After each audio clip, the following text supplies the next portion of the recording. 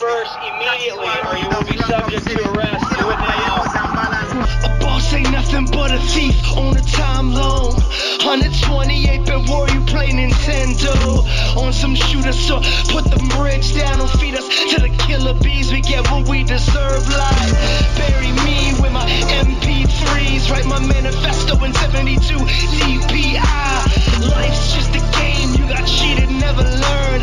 I write these songs for every bridge that ain't been burned. For every cop car that ain't been turned. Welcome to This is America, March 2nd, 2022.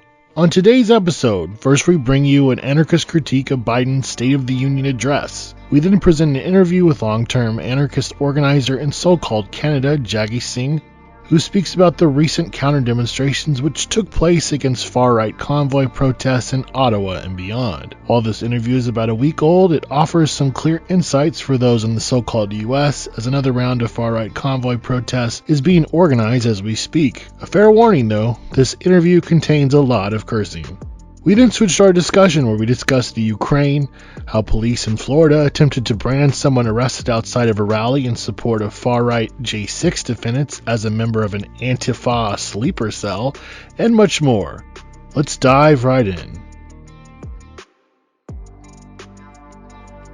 Biden presented his first State of the Union speech on Tuesday, attempting to project a sense of strength and national unity to a nation increasingly divided by inequality amidst the backdrop of escalating war in the Ukraine and a growing fascist threat at home. Speaking in front of a largely massless audience of military brass, politicians, and foreign dignitaries, Biden championed a growing economy, declared himself once again a capitalist, and attacked defunding the police. Moreover, Biden attempted to sell the idea, as has the rest of the neoliberal class, that the pandemic is winding down and defeated, when in reality, thanks to heavy corporate lobbying and changes in CDC rules, the ruling class has now transitioned into accepting the pandemic as an endemic and is now pushing workers to adjust to an unending cycle of infection and death. Marching lockstep, the CDC has, in the lead-up to Biden's speech, moved to classify formerly high-risk areas of infection to now low or medium risk in order to justify encouraging around 70% of the U.S. population to stop wearing masks. This move has also been coupled by a push to end mask wearing in public schools. As one report wrote, the recent changes by the CDC come weeks before the official death toll of the U.S. surpasses 1 million, with one site recording 119 deaths from COVID-19 in the U.S. and nearly 2,000 people dying each day. Like Trump, the Democrats are attempting to normalize death of frontline workers, the elderly, the poor, and those lacking access to health care. As rents have skyrocketed, inflation has soared, the climate crisis grows more dire, and capitalists have attempted to recoup lost profits during the last 2 years of the pandemic. But this collective push towards marketing mass death and disease as the new normal by both corporate parties is only matched by the growing social crisis. While Biden claimed in his speech that his administration was a departure from the trickle-down economics that revolved around giving tax breaks to the rich, under the pandemic, the wealth and racial wealth divide is the highest it's been since World War II, as Wall Street is reporting record profits. While Biden again paid lip service to things like raising the minimum wage to a paltry $15 an hour, his administration has failed to deliver on any of the bread and butter issues people voted him into office to pass, such as gutting student debt, making college tuition free, and raising wages. And as Biden painted a bright picture for the economy, he was doing so just as eviction moratoriums in many major cities are ending. While in the 50 largest U.S. metro areas, median rent rose an astounding 20% from December 2020 to December 2021. Meanwhile, growing houseless encampments are met with police brutality and eviction sweeps. And 2 years after the George Floyd uprising, police continue to kill on average around 3 people per day. According to the Washington Post, in 2021, police shot and killed at least 1,055 people nationwide last year, the highest total since the Washington Post began tracking fatal shootings by officers in 2015. The stark realities of the social and class war that defined the Trump era have only gotten worse and deepened under Biden, not gotten better. Despite running on a platform that attempted to pay lip service to Black Lives Matter and George Floyd, Biden and the Democrats have done nothing but repeatedly call for more funding of the police. This woke version of law and order was repeated by Biden during his State of the Union address, as he stated, "We should all agree the answer is not to defund the police, it's to fund the police. Fund them with resources and training they need to protect their communities." This sentiment echoes calls by neoliberals at the Washington Post and the New York Times, both of which have erroneously blamed the rise in gun violence and shooting deaths on the George Floyd rebellion, the defund the police movement and Black Lives Matter, and specifically on anarchists. In reality, while crime has been in overall decline since the 1990s, the current rise in gun violence is directly tied to the rise in poverty and lack of access to basic resources, which has been exacerbated during the pandemic. Studies have shown that there is no direct link between the current rise in gun violence and a change in cities' massive police budgets, many of which have fluctuated due to tax shortfalls due to COVID-19, not because of pressure from social movements, while crime itself isn't impacted by the number of police on the force to begin with. But the rise in gun-related violence and death speaks to a deepening social crisis that neither Democrats nor Republicans want to address. In both cities controlled by either party, gun violence rose during the pandemic as people grew more desperate. This deadly reality has been matched by an exploding suicide and overdose crisis, which has become a key touchstone to life under neoliberal capitalism.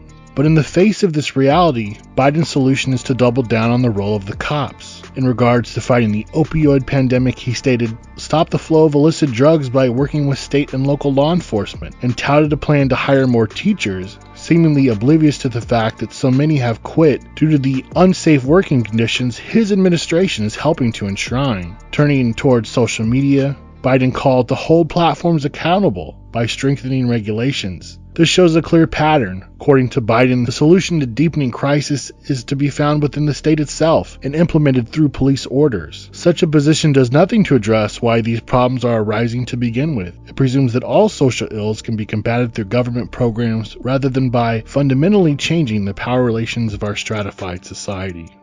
With an eye towards the southern border, Biden also proposed the expansion of the surveillance state, claiming, "We're installing new technology, like cutting-edge scanners to better detect drug smuggling." And while neo-fascists like Boebert and Marjorie Taylor Greene screamed, "Build the wall," as the rest of the crowd cheered during Biden's talk of immigration reform, Biden made clear his commitment to Clinton-era policies of border militarization, while funneling in workers to keep the economy humming, stating, "Immigration reform is supported by everyone, from labor unions to religious leaders to the U.S. Chamber of Commerce." Biden went further, doubling down on immigration policies that months ago led to Border Patrol officers brutally whipping Haitian migrants and herding them into camps and then onto planes to be deported. He stated, "We're putting in place dedicated immigration judges so families fleeing persecution and violence can have their cases heard faster. We're supporting partners in South and Central America to host more refugees and to secure their own borders." In short, Biden is stating his determination to continue supporting Trump-era border policies, concocted by white nationalists like Stephen Miller, using COVID-19 as a pretext for denying asylum seekers the right to apply for visas, and keeping Trump's system of militarizing borders south of the U.S. in place in an effort to clamp down on migrants and refugees. Out with Trump's overt xenophobic nativism, and back in with Biden's covert structural white supremacy enforced by neoliberal models. Biden ended his speech by talking about voting rights, healthcare, abortion access, and the onslaught of Republican-backed anti-LGBTQ bills that take aim at queer and trans youth in particular. Biden stated, "Protect access to healthcare. Preserve a woman's right to choose. As I said last year, especially to our younger transgender Americans, I will always have your back as president." These words have rung hollow, as the Democrats have failed to deliver on securing or expanding these protections in the face of a cascade of Republican bills and draconian legislation.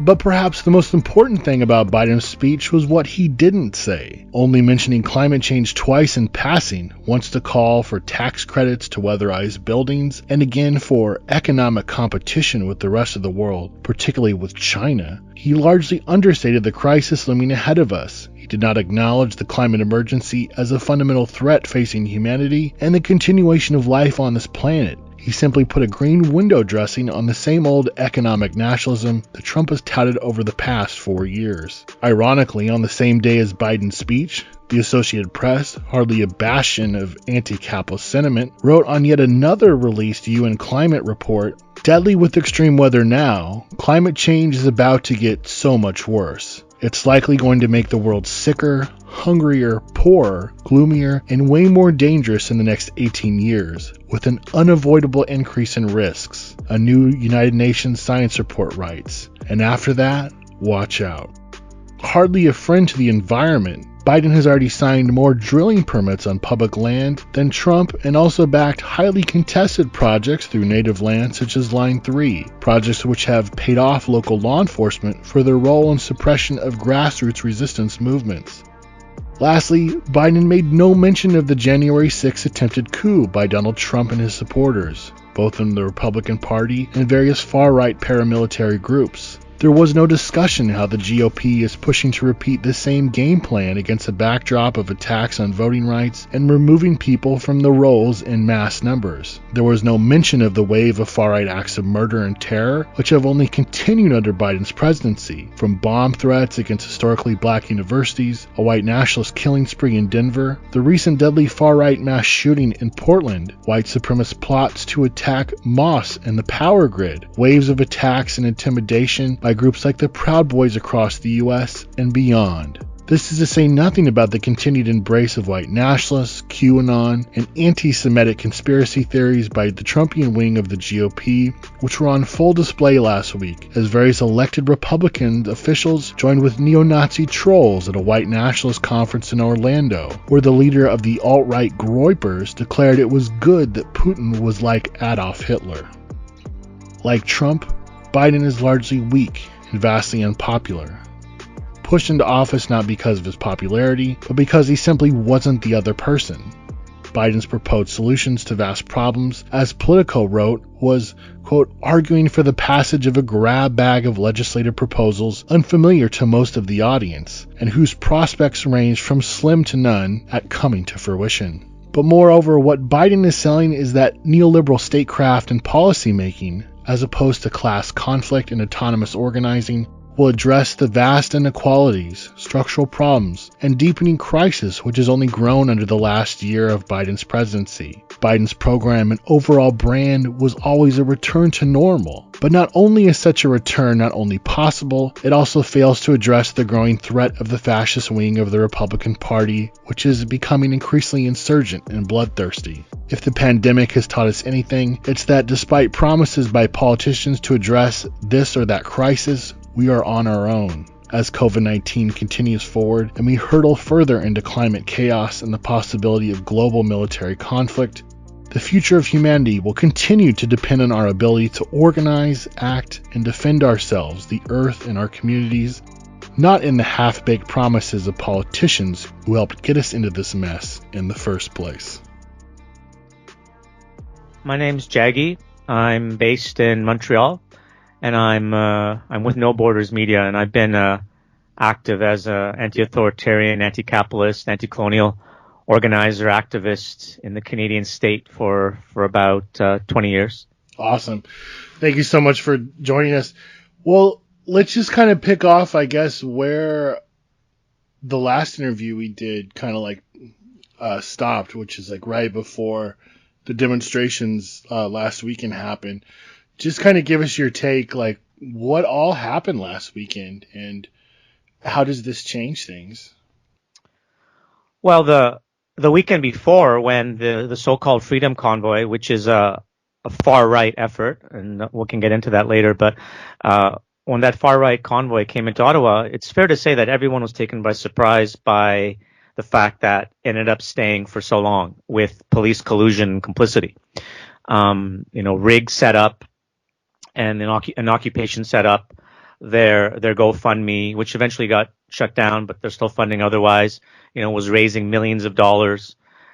It's no shame to say this took people by surprise, even though we know a far right exists, even though we know that during the entirety of the pandemic, all over North America, all over Western Europe, all over Australia, New Zealand, there's been this weird convergence of conspiracy theorists, far right actors, and and natural health people that have been demonstrating against the pandemic, sometimes with demonstrating against lockdown measures, and sometimes doing so with thousands and thousands of people. But still, this was a surprise.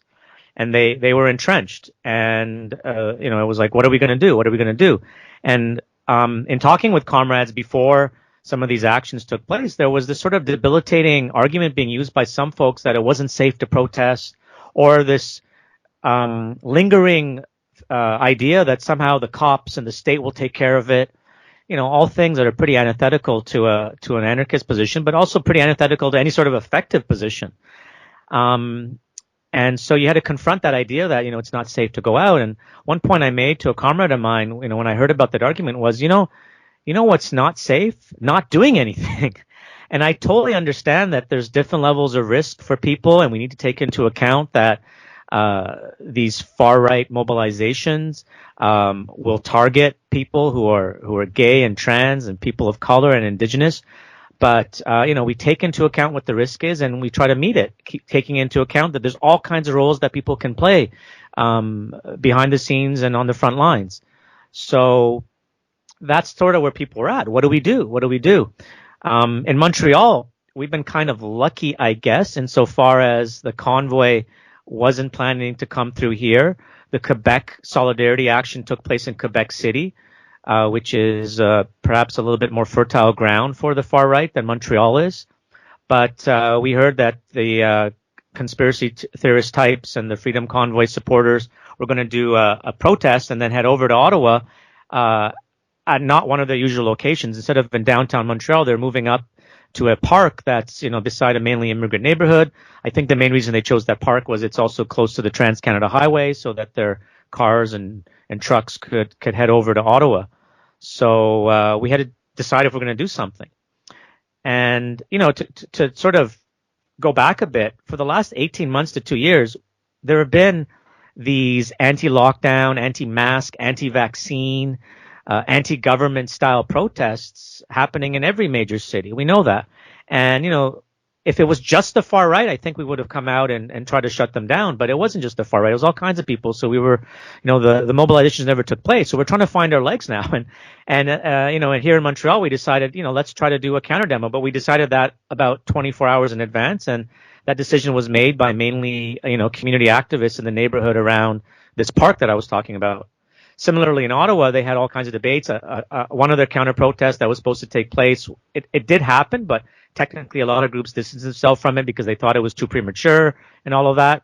So, a week into this convoy, a week after that first weekend, it was decided, look, let's start getting our own selves mobilized.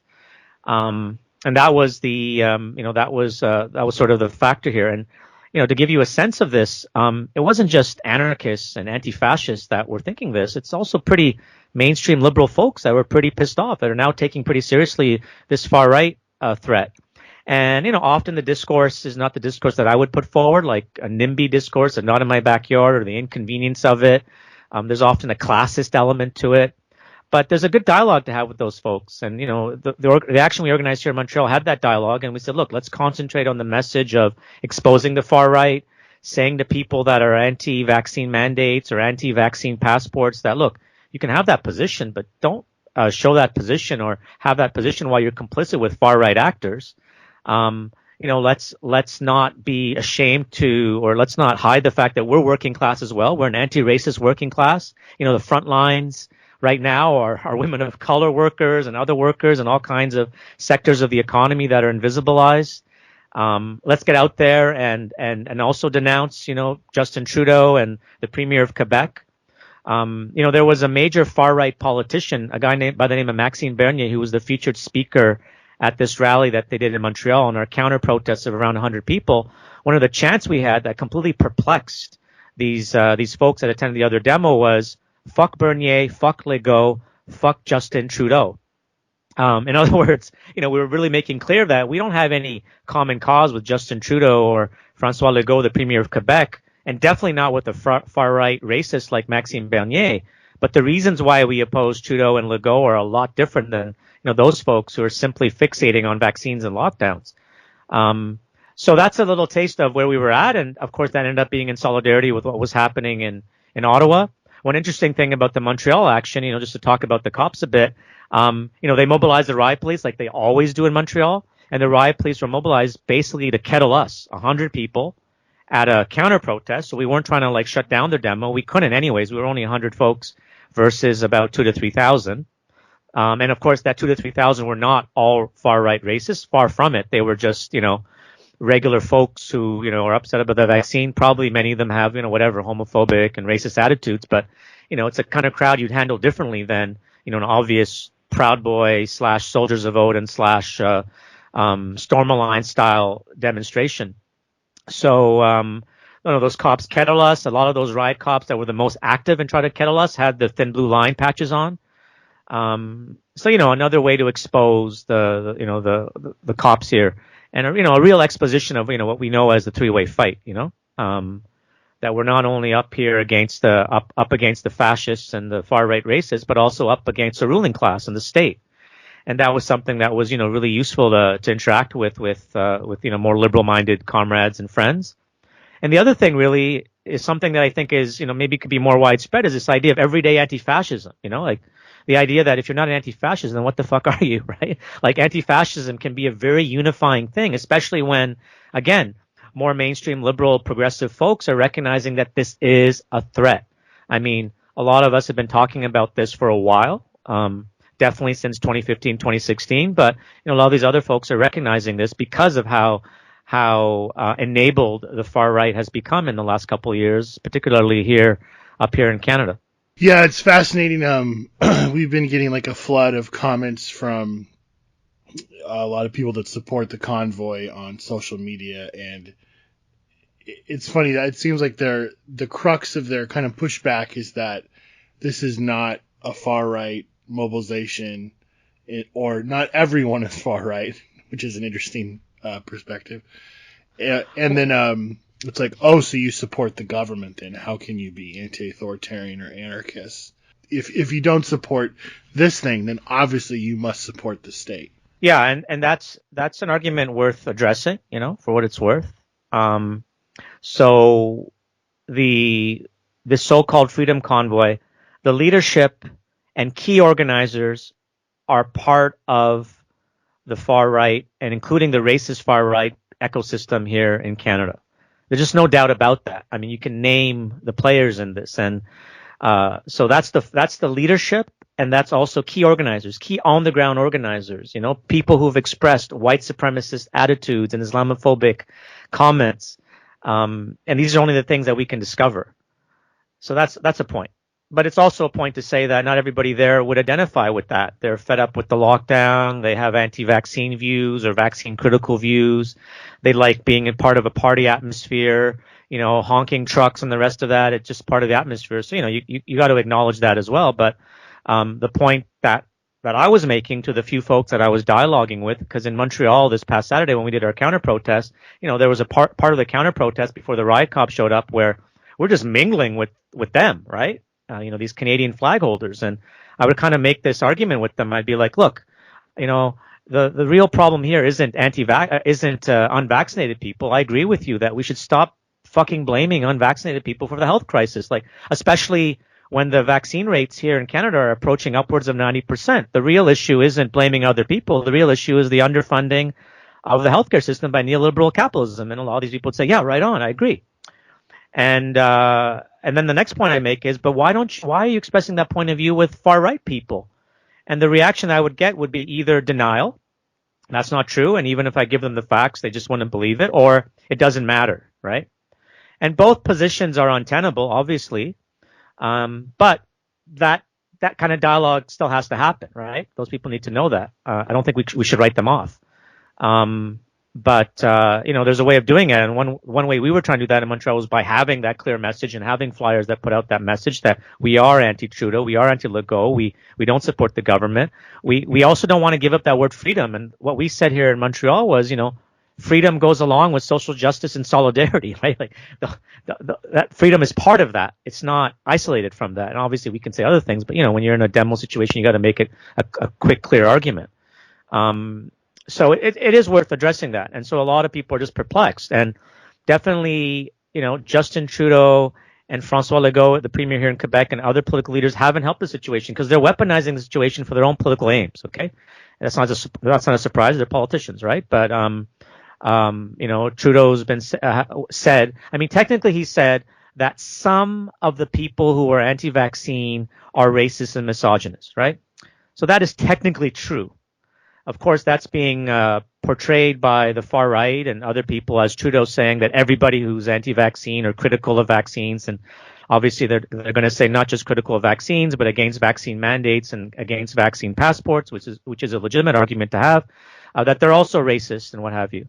Here in Quebec, the premier of Quebec proposed, stunningly, he proposed that there was going to be a tax on people who were unvaccinated. Now, here in Canada, we have universal health care, right? The principle of that is when you go to a hospital, we don't judge you for why you're in the hospital. You just get care, right? Doesn't matter that you didn't wear your helmet and you're in a bike crash or you've been a long time smoker. You don't get treated differently for that. And that was pretty fucked up. It was an attack on the universality of healthcare for what that's worth, right? And I mean, he took it back about 2 to 3 weeks later, because it was just so absurd to even propose that, but it was a demonization of unvaxxed people. So they've been riled up by fuck-ups, the fuck-ups beyond the normal fuck-ups of political actors that are encouraging people to comply with healthcare measures and are using the attacks on unvaccinated people and blaming them to distract from, say, why they're not funding healthcare or why they're not providing free rapid tests or free N95 masks or why there aren't more income supports or why they're not providing incorporating a rent freeze or any number of things that I can name, right? So that's a dynamic that's going on here, and it makes for a complex terrain. But within that complex terrain, there is a clarity, which is these are fucking far right people that are leading your movement, and that are organizing that movement and that are funding that movement. And, as we talked about earlier, Fox News, a whole media ecosystem, a far right media ecosystem, political players in the U.S., they're all behind it for their own opportunistic reasons. So that needs to be acknowledged and exposed. Any other interactions you had with folks last weekend or things that they were saying? Their protest had a lot of Canadian flags, either upside down Canadian flags or not, which for Montreal is weird because, we're in Quebec. So the nationalism that's here is either Quebecois nationalism, or if there is Canadian nationalism, it doesn't express itself in that way because, people will criticize it and what have you. So it's really weird to see that amount of Canadian flags. I was making a joke about that. I was on the megaphone trolling the other side. And I'm like, so how do you sovereignists feel about all these Canadian flags? But within those Canadian flags, there's weird signage up, the virus is not real and, all kinds of conspiracy stuff and QAnon stuff. But, the movement, insofar as you can say they have one, because there's all kinds of internal divisions and all kinds of, competing interests. But insofar as they're trying to discipline themselves on the message of vaccine mandates and vaccine passports, because that is the one thing that can unify them, right? I mean, technically, this Freedom Convoy, which it's not controlled by truckers, by the way. Some truckers that own their own trucks are involved, but it's definitely not representing all truckers. But anyways, there are truckers who are unvaccinated and are pissed off that, they can't do their long haul jobs in the U.S. And there's other people that are pissed off that if they don't get vaccinated, they're going to lose their jobs. And that as a common denominator is the most unifying thing that movement can have. So they're trying to discipline themselves around that message. But you poke around enough and you hear all this other crap. Not the Islamophobic stuff, because that's not clearly here yet. You do hear some anti-Semitic stuff sometimes. Not hear it, but see it, where people are saying the Jews are the ones who are poisoning you, like vile shit. And that's, by the way, expressed by at least one of the key organizers of the Freedom Convoy. So, that's what we're up against. I mean, and when I talk about the organizers of the Freedom Convoy, I'm concentrating on the Canadian ones, but there's a Quebec side of this as well. So when I was interacting with the people here in Montreal, one family, they were pretty nice, they had some kids and they're pretty nice. And I managed to establish some trust with them because I made my whole spiel about how we should be blaming the government for underfunding healthcare, not blaming unvaccinated people. And they're like, yeah, right on. Who the hell are you? And then I was like, but there's racists involved. They're like, no, they're not. And they're like, we're in Quebec, it's different. I'm like, well, the main organizer of the Quebec City Convoy and who speaks in all the media is a dude by the name of Bernard Rambo Gauthier. Rambo's his nickname. And this guy is a vile Islamophobe. It's like really well known in Quebec. And they're just in denial about it. So that's interaction. And I'm sure many of us, because we all will know somebody who was relatively progressive or what have you, that's sort of maybe not turned, but like has been attracted to some of these ideas, and we try to dialogue with them, and we go into the same loops, even though we try to stay calm and all that, it's the same loop. There's denial or minimization, and they're interacting with someone like me or you, that's and other comrades of ours that are anti-state, that are not trusting of the mainstream media or of the government, that have built a track record on that over decades. So that's the nature of those interactions. The mind fuck, if I can say this, is the following, and a lot of people have observed this, okay? The mind fuck is the following. It's one thing when you're up against the cops, okay? And it's another thing when you're up against the far right. Those of us that have been part of anti-fascist mobilizations, we can deal with that, right? I mean, there can be a lot of crazy shit that happens, violence and the rest of it, but we kind of expect that. The mind fuck is when you're facing up against people with their kids, right? And they're yelling at you. This didn't happen to me, but I'm describing what other people describe. And they're yelling at you. These far-right people or anti-vax people are yelling at you, and their kids are there, kind of perplexed or confused or what have you. That can't help but be a mindfuck to somebody, right? Because you don't want to go up against that. Or the other mindfuck is, you're looking across the barricade to that other side, and there's people that as, your friends. Maybe they're still your friends, like people who are like alternative lifestyle types or whatever, like ravers, hippies, whatever you want to call them. We all have those kind of friends that are on the other side. That's a mindfuck as well. So that's the reality that, that's just something I want to highlight, because that's something we need to steel ourselves for, right? And know how to deal with. But, if this was just as simply dealing with fucking cops and far-right racists, it'd be a lot easier. But, we got to deal with that level of complexity. Acknowledge it. Just don't dismiss everybody as a fascist, or, they've gone over the other side just because they showed up to one of these demos or what have you. And, just be prepared for that level of fuckery that, maybe we're not used to in the last little while. Where are things at right now? Because we're hearing reports that there's like a state of emergency or like a suspension of civil liberties, essentially, that's been called by Trudeau. Are the police pushing back on people? Like, are they shutting down the blockades? And what does that mean for people in the streets on our side? The city of Ottawa declared a state of emergency a while ago, and the province of Ontario, which is, the province which Ottawa is in, also declared a state of emergency. But, those states of emergency are meant to be able to access resources or make decisions quickly, right? They don't entail inherently a suspension of civil liberties. It's the kind of state of emergency that different governments did during the pandemic, so they can just say, we're going to take over this community center and turn it into a vaccine site or a site for homeless people. But the Canadian government, the federal government, the Trudeau government, has brought in the Emergency Act. This is a revamp of the War Measures Act that's been used 3 times previously in Canadian history during World War I, World War II, and during the October crisis here in Quebec in 1970. But it's revamped because it's meant to be in stages, and it doesn't necessarily entail the involvement of the military. It has a level, I'm just talking now in very mainstream terms, but it has a level of court review. It's going to be going to Parliament, although the declaration's been made.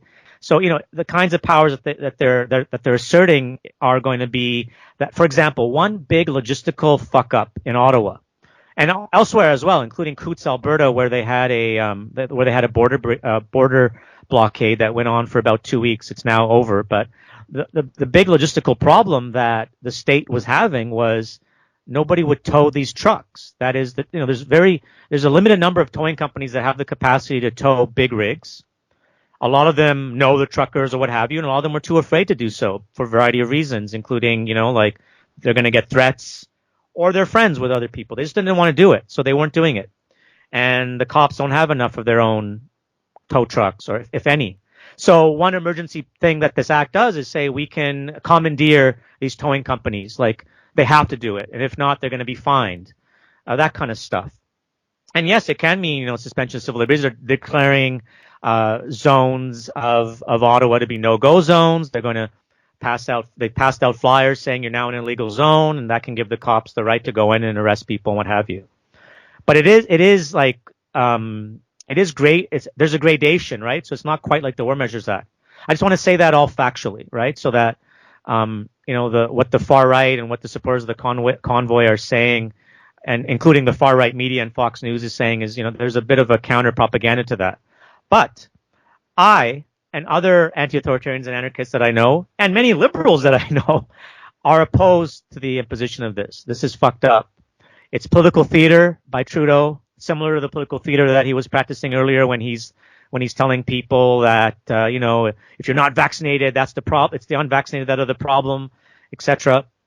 Because the state has the powers it needs to deal with what they want to deal with, right? It's just that because of the demographic profile of the people they're dealing with, a lot of cops aren't responding or are sympathetic to it or openly colluding with it. But to give an example, in Windsor, on the Detroit-Windsor border, that bridge is a key infrastructure, right? Like upwards of 40% of all trade between Canada and the U.S. Goes through that bridge. The cops are able to clear it eventually. So the cops have the power they need. It's just that this is political theater. And in terms of how I feel about it, is that all this repressive power that the state is using now is going to be used worse on Indigenous communities, on people of color organizing, on left organizing, on anti-capitalist organizing in the future. It gives the far right a victory. It gives like sort of a propaganda victory. It gives them a martyrdom complex, and it's not necessary, but it's part of the political theater of what's going on. And what it does is it clouds the fact that we should continue to develop our own community self-defense. I go back to that three-way fight that I'm sure you've talked about many, many times on your show in a variety of contexts.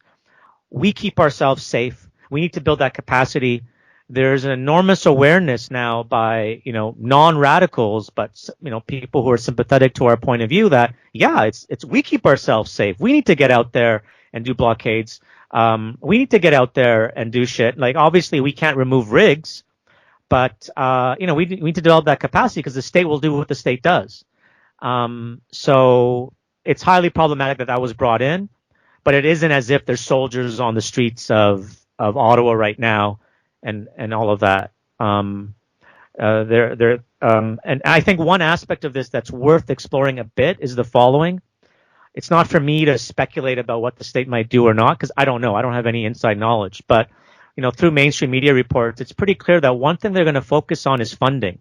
And one thing that these powers give them is to be able to tell banks to freeze the funding of people that are funding illegal activity. So they're going to claim that if you're sending money to any of the Freedom Convoy things, that's funding an illegal activity, and they're going to freeze that funding. And, just like back in the day, if you want to shut down the mafia, maybe you can try to arrest them all, or you can try to just deal with wherever they launder their money, like Al Capone eventually was put in jail for tax evasion, right? Not for like actually killing people.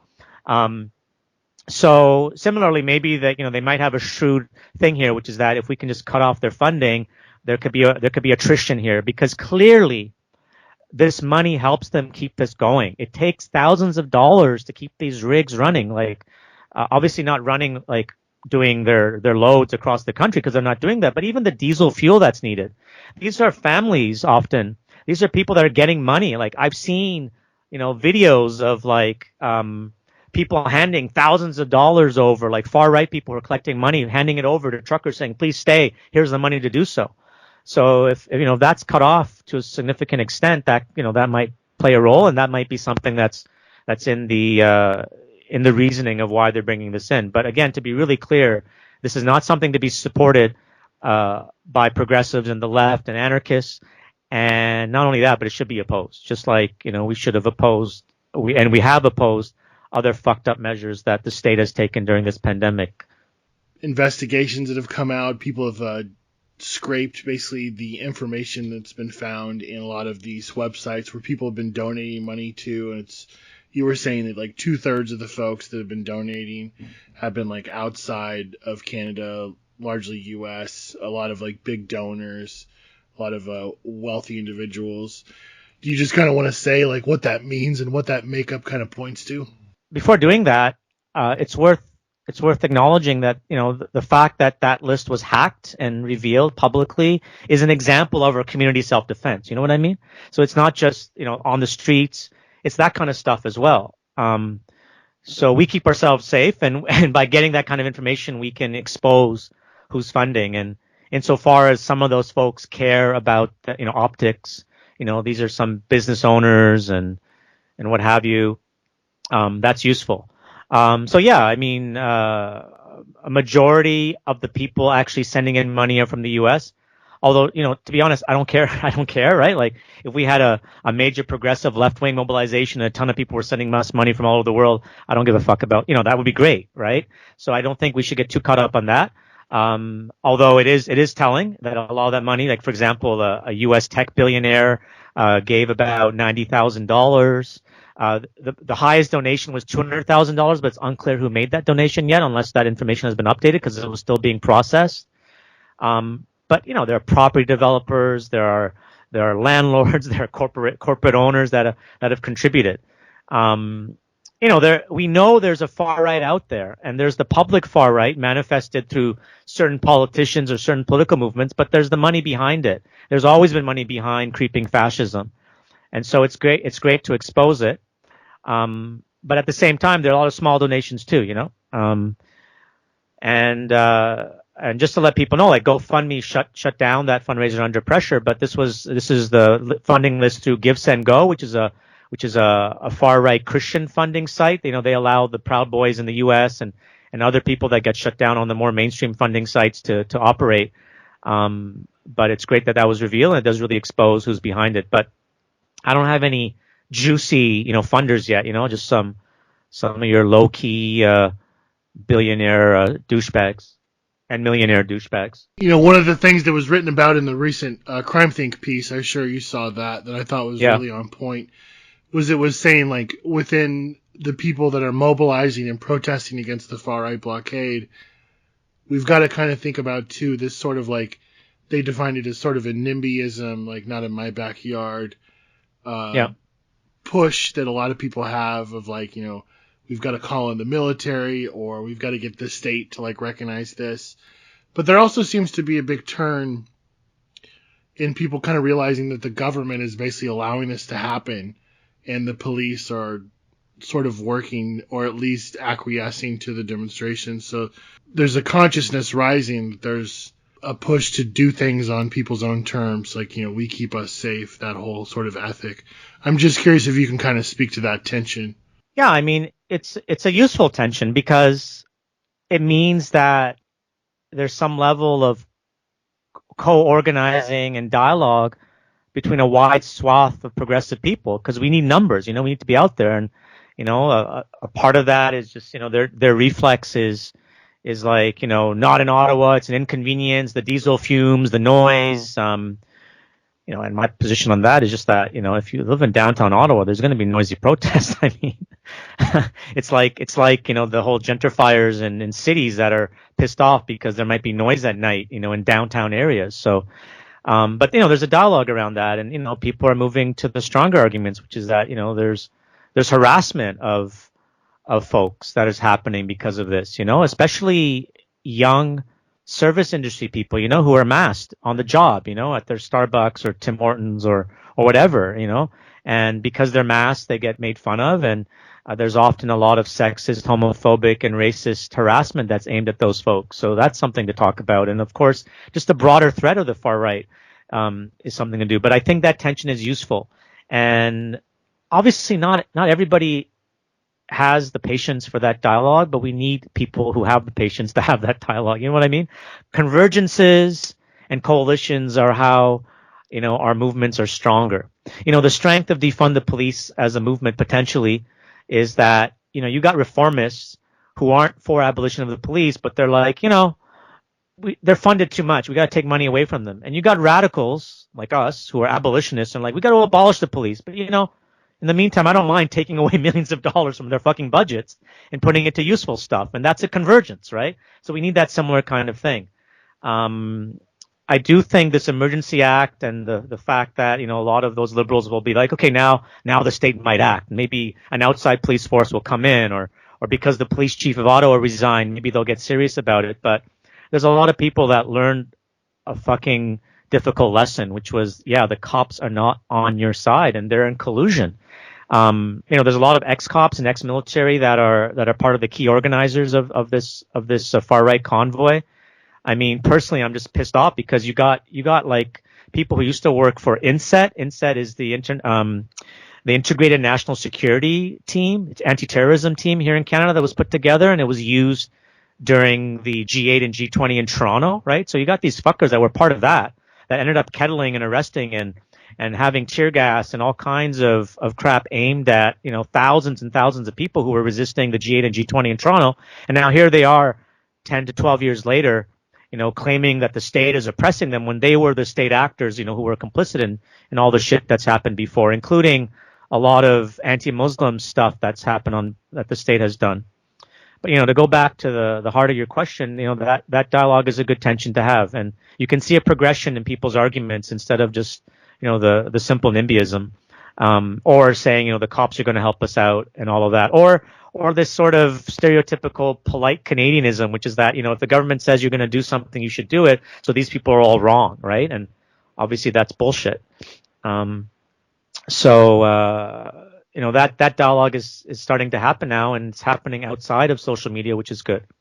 I also want to mention, like on a more positive note, there's a lot of, beyond the, in addition to like the counter protest in Ottawa this past Saturday, and we had a modest one here in Montreal for the small protest they had here, and there was there've been some cool counter protests in Winnipeg. In Vancouver, the week before, bikers, like cyclists, were able to block trucks from getting into the city. That was really inspiring. So in addition to that, and in addition to the hacker or hackers that revealed the donation list, there's been some other, fun, creative stuff.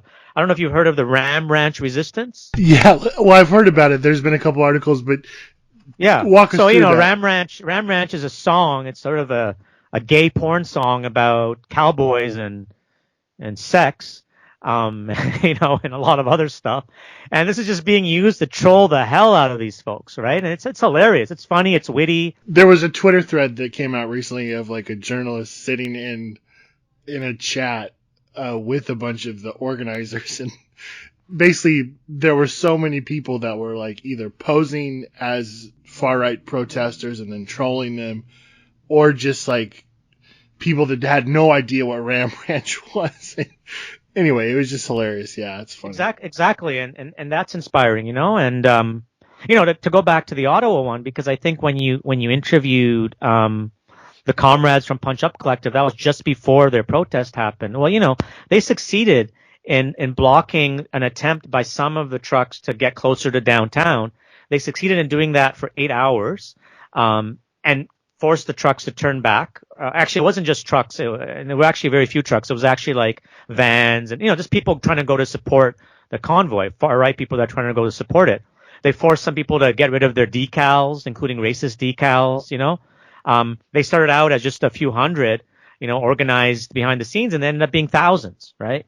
That's exciting. And I mention all of this because the other element here that's important to keep in mind, and you'll appreciate this because this is what you do, is counter propaganda, right? And the far right ecosystem is on that, I mean, they're doing a lot of fucking lies, of course, making shit up, like people who are claiming that there were millions in Ottawa for this protest, or making up other stuff, or if they see somebody who's like a person of color at their demo, like that becomes a whole thing, But we need to get better at our counter propaganda, and it's not an admonition to anybody, just that that's part of the struggle as well. Like sussing out our stories, our success stories, our ability to mobilize, because it's inspiring, and that has its own momentum, right?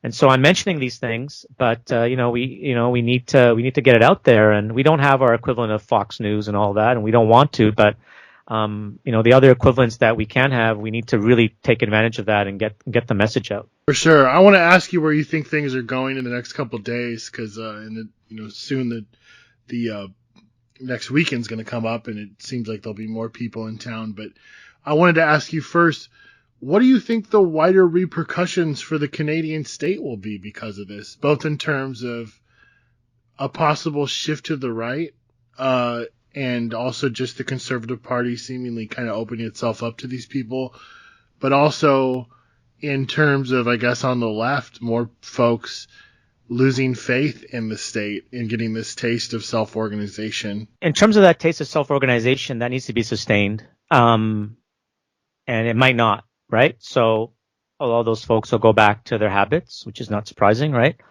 There's a lot of ways to look at this, right? One overarching thing that's clear, and this is clear not only in Canada, but in the US and all over Western Europe and all over the world, is there's been a normalization of the far right, including the fascist far right. And the far right are also activists, right? One thing that's kind of just so fucked up is that, Fox News is cheerleading illegal activity, right? When BLM and other groups are, engaging in stuff that's not even comparable to like, shutting down a main economic artery for like a week or two, which is what happened at the Ambassador Bridge, or shutting down an entire border crossing and keeping trucks, from crossing for 2 weeks, which is what happened in Alberta. Like literally the far right ecosystem is cheerleading this. So there's a normalization of not just the far right, but of them being activists and them using direct action tactics. So that's an overarching thing. Like when I mentioned before that, the liberal Trudeau government is also, opportunistically weaponizing or doing political theater. It's for their own aims, because there's a feeling, and polling bears this out, that all of this stuff is helping Trudeau.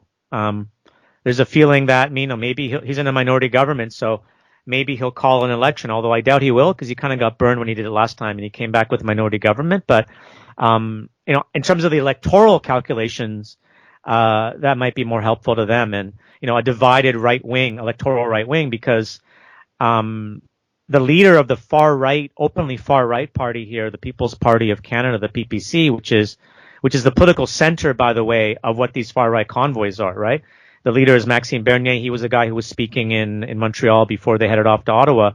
He broke away from the Conservative Party because, well, he almost won their leadership, and he got, it's like typical politics. He just wanted to have his own party, so he broke away. So to have two far right parties or almost far right parties, like that's electoral disaster for the Conservatives. So we'll see what happens, but we don't make those kind of electoral calculations, because the actual calculation is the one I already talked about. An incredible normalization of the far right as political actors on the street.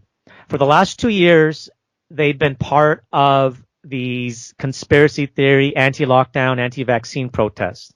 But because they're part of them, they're sort of hidden in them and have sort of normalized themselves there. And they haven't faced, an anti-fascist response for a variety of reasons that, I think made sense at the time, which is that, let the fucking conspiracy theorists have their fucking demos. They'll peter out or whatever. But no, they have a certain power now. And for me, instead of getting too caught up in the electoral calculations and all of that, it's that, we need to build that community self-defense. We need to reinforce our networks of mutual aid and solidarity and care. We need to internationalize. We need to, have pan-Canadian solidarity and meet that threat. So that's sort of how I'm looking at it. And, regardless of how this plays out, it has been a wake-up call, just because, we've just never seen these kinds of actions by the far right. And it's exposed white supremacy, it's exposed police collusion and the rest of it, and those become, building blocks for us to have a true anti-authoritarian community-style response to this stuff in all our communities. And, those kinds of conversations are happening all over the place right now. Well, what's going to happen in the next couple of days, do you think, or coming up? Well, there's Ottawa, and then there's the stuff happening elsewhere. Now, it's important to acknowledge that the diehards of the Ottawa occupation and other actions, they're pretty committed. Like a lot of them are openly talking about, like, this is where I make my stand, I'm going to die. And let's keep in mind, like, just, as a prelude to this, beyond, like, the 2 years of the pandemic and these folks mobilizing, like, I'm no fan of Trudeau, but like, he's a recipient of serious threats, of serious political violence. There was an ex-military person who rammed a vehicle into his residence or tried to enter his residence. During the election, there were people throwing, stones and rocks at him, which is sort of unheard of. So that kind of mobilized political violence by the far right is really problematic. And these are the kind of folks that, when push comes to shove, are going to hold their ground. We don't have quite the same level of gun culture that you have in the U.S., but by the same token, there's legal gun possession here and what have you. I don't think it'll play out in that way, but for me, the worst case scenario is you have cops moving in, riot cops with using the techniques that they use on us, but using it on them with their bouncy castles and their kids. It's gonna look really fucking bad. And that's why I think hopefully they'll be pursuing. Again, it's not for me to give fucking advice to them, but like one way it plays out is just slow attrition. Because the people who are pissed off about it, the liberal residents of Ottawa, and their supporters elsewhere, we're not going to riot about it, right? It's like we're going to build our self-defense and deal with this crap, and hopefully the attrition will play out. The Coutts, Alberta, I don't know if you've talked about that with anybody else, but the Coutts, Alberta blockade, on the Alberta-Montana border was really fucking serious because for 2 weeks they shut down that border. It's not as significant a border as the Ambassador Bridge, but there was total police collusion. Now that only ended because the police made some arrests of an alleged conspiracy of people who were going to defend it, linked. If you look at some of the imagery they had on the guns and other paraphernalia that the police showed, linked to this thing called the Plaid Army / Diagolon. Diagolon is this weird far right idea of creating a whites only, diagonal state, like, that takes in Idaho and Montana and parts of Alberta, just sort of this diagonal that goes through what they consider to be the white areas, and then the coastal areas are like for the multiculturalists. I kind of hated that I know this, but I know it so other people don't have to bother to go into it. But in any case, these far right, like accelerationist imagery was part of what they found, and because that was found, the other people who are also far right and are pretty committed were like, we don't want to associate with that. We're going to end our blockade. So that's how that ended, right? Because the cops did that, and we'll see to what extent they actually have a case against these 11 people.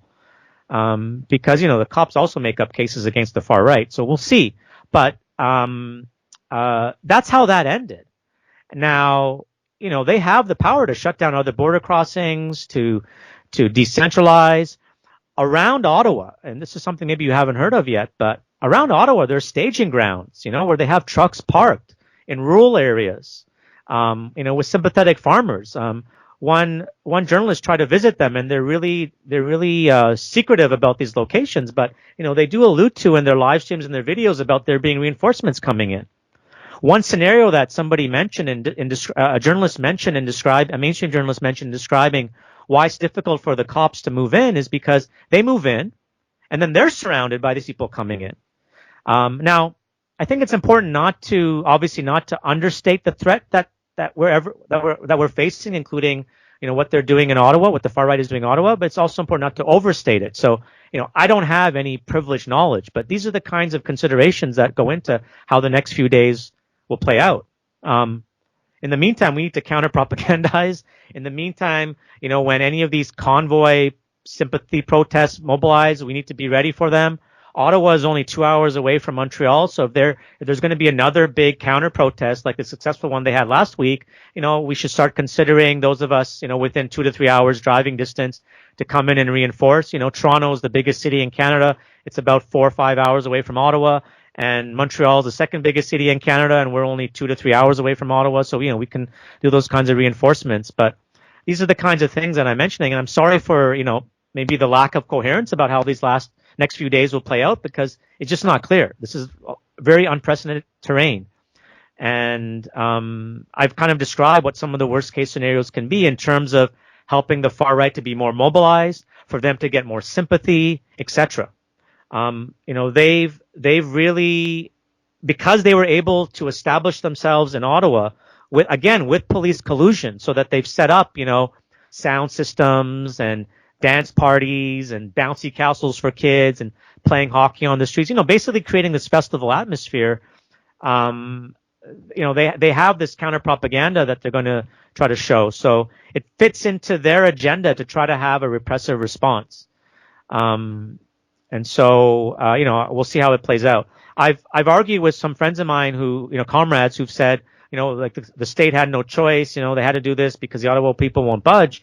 I made the argument that, the real reason they brought in the Emergency Act is because the corporate class in Canada freaked out, not because of the Ottawa blockade. That's an inconvenience. It's because of the Ambassador Bridge being shut down for a week. There's just-in-time production at auto plants and other plants. There's just a tremendous amount of trade that goes across there. Auto plants like Ford Auto Plant and others were shutting down shifts. It was having billion-dollar impact. So, that happened. Now that bridge is open again, but it can shut down again, if they do the same thing. So that was the main motivation for that act to come in, along with Trudeau weaponizing that to make it seem like he's doing something, even though they have all the powers they need to, deal with the situation at hand. You're listening to It's Going Down, part of the Channel Zero Anarchist Podcast Network. Follow us online at itsgoingdown.org and on Twitter at IGD_news. If you like and appreciate this podcast, go to itsgoingdown.org/shop and give us a one-time donation. Sign up to donate monthly or donate through Bitcoin. Again, that's itsgoingdown.org/shop to support.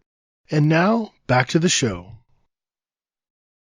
What we know about these far-right racists is based on some basic research we do, but we haven't been able to do a deep dive into this, right? Like, we're pretty attuned to the kind of work that anti-fascists do to expose these people, right? And that ranges from just doing open source style research, or following their live streams and their videos, and pulling out quotes when they're being racist or Islamophobic. That ranges from that all the way to like infiltrating their groups, So we have a very superficial knowledge of the extent to which far-right racists and fascists are involved. All to say, it can be a lot fucking worse, right? We just don't know. And so, there's only so much work like we can do as anti-fascists, right? And a lot of this comes from, the prairies of Canada, Alberta, Saskatchewan, mainly Alberta. So I just wanted to, because your kind of listenership would appreciate that, because you do a lot of anti-fascist, you even have a specific anti-fascist podcast, and all of that. It's just that we are actually basing our knowledge of how far right this is on a lot of superficial stuff, just basic open source stuff, and there hasn't been the deep dive. Hopefully that'll reveal itself eventually. I'm hoping some people are doing that kind of research, and obviously all of us are trying, but it's just the extent to which, open fascists and crypto fascists and all of that are part of this is we only know half of it right now. And, that's pretty scary. Yeah, I believe there was just some people that were arrested today, right? Or recently that on weapons charges. That's the, Coots, Alberta thing that I was mentioning. Yeah. So, there were 11 of them on various weapons charges and conspiracy to commit mischief over $5,000. But, I forget if it was 3 or 4 of them on conspiracy to commit murder, and it's conspiracy to commit murder of an RCMP officer. And the understanding that we're getting from the mainstream media, and of course it's very early and we'll see what happens, but is that, this was a more radical, right-wing radical group, accelerationists, linked to Diagolon and the Plate Army, that were ready to act if they needed to defend their blockade of the border in case the police moved in. So that's where the conspiracy to commit murder against the RCMP would come in. Some of the people in Ottawa that are linked to these folks in terms of like being part of the same group. Obviously the Ottawa folks are saying this is exaggerated and what have you. So we'll see how it plays out. But that was what that arrest was. And to be clear, like in Ottawa, they haven't arrested anybody for like horrible shit. I know they're not really acting on anything. Their intelligence is probably shit, because they've completely underestimated this threat over the years. But the worst they really have on people right now in Ottawa is, like bylaw offenses and not parking their trucks properly or whatever, and like taking over this space and sound stuff. So this thing in Coutts, Alberta was a big deal. It was actually pretty pathetic early in this occupation, the kinds of stuff that the liberal media was trying to find to make this occupation look bad, right? As if just saying these are far-right racists that are leading this thing and giving more information about them wasn't enough. But they'd say things like, oh, people defaced the Terry Fox Memorial. Terry Fox is sort of a Canadian hero who had cancer and one leg, and an artificial leg, and tried to run across Canada, and he did, but then he died halfway through his journey. This was, decades ago, but he's a very unifying figure. But they didn't deface his memorial. They put a flag on it and put up an anti-vaccine sign. So so what? They talked about how there was somebody urinated on the war memorials. Like, really? Like, did you see that? Like, is it dog urine? Were there people drunk at night that urinate? Is that what we're getting at? Like, that's why we oppose this fucking convoy, because somebody urinated on some memorial and somebody put a flag and a placard that's anti-vaccine on the Terry Fox Memorial. So there was a lot of superficial shit. So this Coutts, Alberta thing is not superficial. But, again, these people are disciplined. The leadership is, at least, and they're passing that down to their organizers to say, keep the message on point, no Confederate flags, definitely no Nazi flags. The QAnon types in this are holding back on their QAnonymity. They're not talking about Muslims and immigrants, and they're trying to portray it as peaceful and child-friendly, and we're having fun, and the people who are against us are just people who don't like fun and want to deprive us of civil liberties.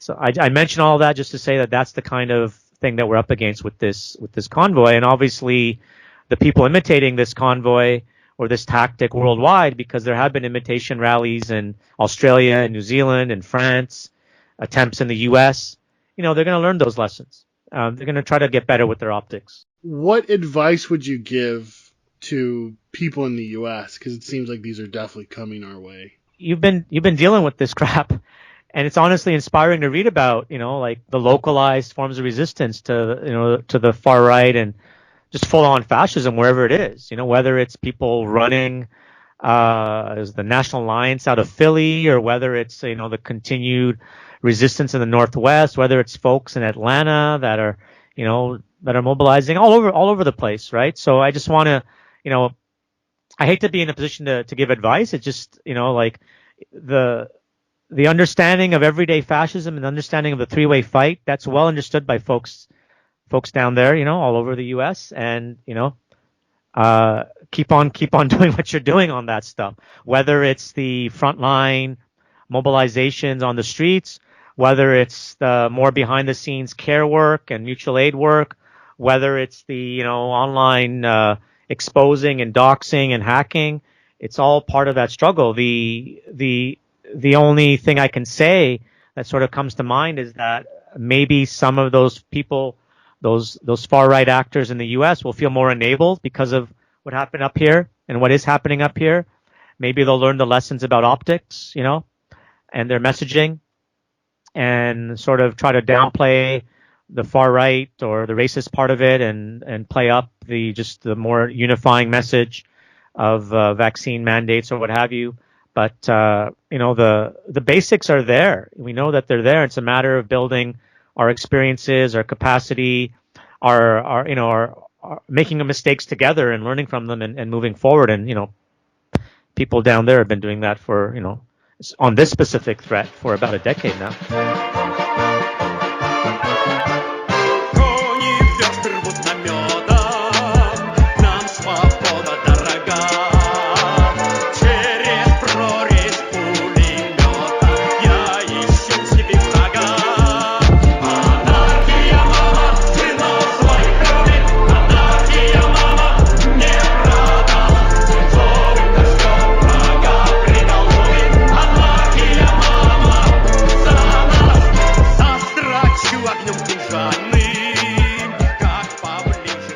Okay, once again, we're back for another week. Wow, what a week to jump into. So much going on. Invasion of the Ukraine, far-right shooting in Portland.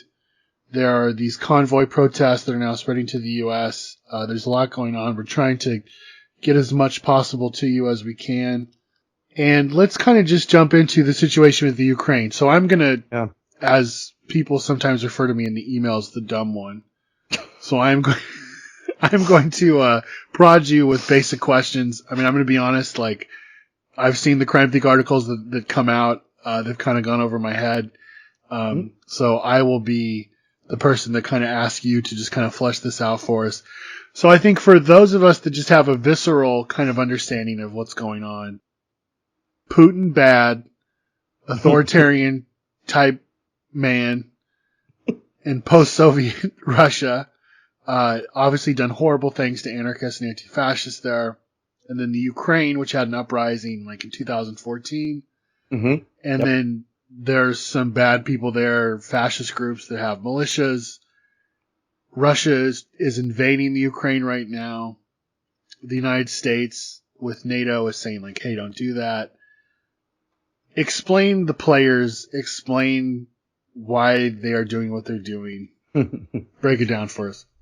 Yeah. So really here, I want to demarcate 5 different players in this conflict. I know that it's been portrayed generally as sort of a 3-party conflict, right? There's like Ukraine, Russia, NATO.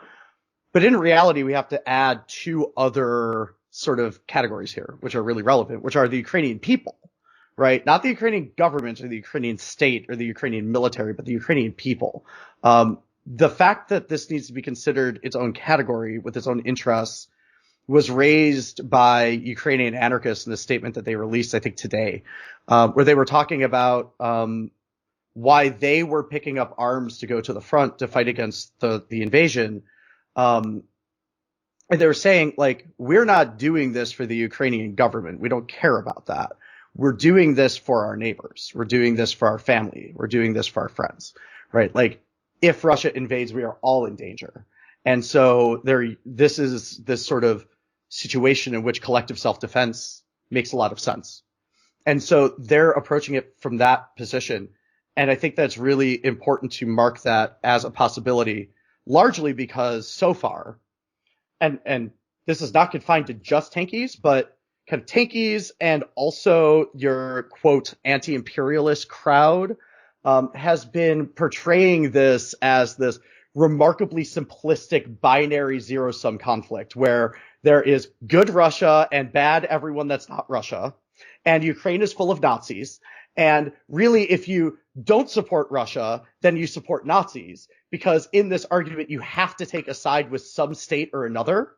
What the Ukrainian anarchists are pointing out, and what Russian anarchists have also been saying, is that's a completely ridiculous argument. And that in actuality, there are many possible ways to approach a conflict like this, especially when it's getting imposed on you, as is the case with people in Ukraine. But then there's also, for lack of a better term, the internet. What's really fascinating about this conflict above any of the other ones that we have seen in the recent past is the sheer degree to which people that do open source conflict research online are directly impacting the conflict in real time. So they're not just analyzing things retroactively. They are doing things like the Russian government will release some sort of, this is an actual example, right? Just to give you an example of how kind of ridiculous some of the disinformation is. And we'll get into this in a second in more detail. But there was a story that came out on Russian media that 2 armored personnel carriers and 5 Ukrainian soldiers had crossed into Russia and were like trying to attack a Russian village or something. So there's like a number of things that get really questionable all of a sudden right away with that narrative. Like, why would 5 dudes go attack a village in a country that they're not in without any support or backup or communications or supplies? Why do 5 soldiers have 2 armored personnel carriers when each APC fits like 15 people? Why were they wearing Russian military uniforms with Ukrainian flags on them? Like, there's a lot of questions that get raised, but all of those questions got raised by open source researchers online. There was a very clear sense in which 3 days ago, when that video got released, that was going to be the justification for an invasion. And you could see this kind of posture in which they were starting to try and move into the territory. And after that narrative got sort of completely shredded online, they stopped, they paused. And then Putin gave the speech, right? And you can see the Russian state responding in real time to what's happening when people are debunking their stuff on the internet, right? That is very, I mean, we've seen shadings of this. We've seen elements of this in other conflicts. That is really different this time. It's a lot more thorough. It's a lot more involved. And so what are people trying to get out of this? I think that this is a, in many cases, pretty straightforward, but in the case of Russia, complicated, right? So obviously Ukraine does not want to be invaded, right? That is what they want to get out of this. Ideally, most of the Ukrainian government at this point is made up of liberals, right? Not liberals in the way that we use the term here, but liberals in the like pro-parliamentary sense. And in Ukraine, almost all those people are pro-EU and pro-NATO. So they want to join the EU, they want to join NATO. They're kind of cosmopolitan liberals, right? Like that's a really common position there. And so they're just trying to sort of move past this period of time following the fall of the Soviet Union in which the Russian state has been deeply, deeply, deeply involved in domestic Ukrainian politics. They're trying to move past that. They've been trying to move past that since 2014. And that is really their motivation here. Like their motivation is to not get bombed and then try and, eliminate Russian involvement in their domestic politics, right? NATO, obviously, is trying to maintain the relevance of NATO. There's a problem here in which NATO does not, for many reasons, think that it should be intervening militarily on the ground directly. And that makes them look really weak. It makes them look irrelevant. It makes them look like the entire idea of the North Atlantic Treaty Organization is that the member states are supposed to engage in mutual self-defense. And in a lot of ways, especially early on in this conflict, that is not what it looked like was happening. That is now currently what is happening. And there is a lot of weaponry flowing into Ukraine right now from NATO. There's also these sanctions that NATO is sort of imposing as a way to kind of undermine Russian military adventurism in Ukraine. And then within NATO, you've got various powers playing off each other. You've got France, who is trying to start its own negotiations with Germany and Turkey. You've got the British, which are trying to run their own negotiations, and the US, which is trying to run its own negotiations. All of that is jockeying for power within NATO. So you have that whole scenario going on. And that brings us to Russia. So what is happening here? And I think to understand what is very likely going on here, there are two things that we have to sort of take into account, which I think often in some of the longer form pieces I've been reading are being talked about, but in the shorter form journalism is not really being talked about. And that is, the precarity of the current Russian regime, and its sort of economic circumstance, like its economic situation. And B, we have this sort of shifting international scenario, which has this kind of, for Putin and for Putinists, there's this kind of nationalist right-wing philosophical motivation for some of this stuff. But that's really window dressing to cover up the fact that they're really trying to build a sphere of influence, essentially, right? That's really the goal here. And so Ukraine to them represents this giant gap in their sphere of influence, right? They keep wording it as NATO will have troops on our front doorstep, but really NATO operations don't tend to be, not saying that this has never happened, but don't tend to be invasions. And when NATO countries have engaged in invasions, like Korea, right, during the Korean War, that was a NATO operation. That was also being done under the guise of the UN, right? When NATO countries invaded Iraq and Afghanistan, they did not do that under the guise of NATO. They did that as coalition countries under their own flags, right? So NATO as an entity does not have a long history of mass military incursion. That is not generally their style. And so that argument is sort of ridiculous. Then Putin tries this argument where he says, well, Ukraine never existed anyways. It was always just part of Russia, which is also ridiculous, right? But really all of these are just ways for him to justify what is ultimately a relatively banal relatively normative kind of set of political investments.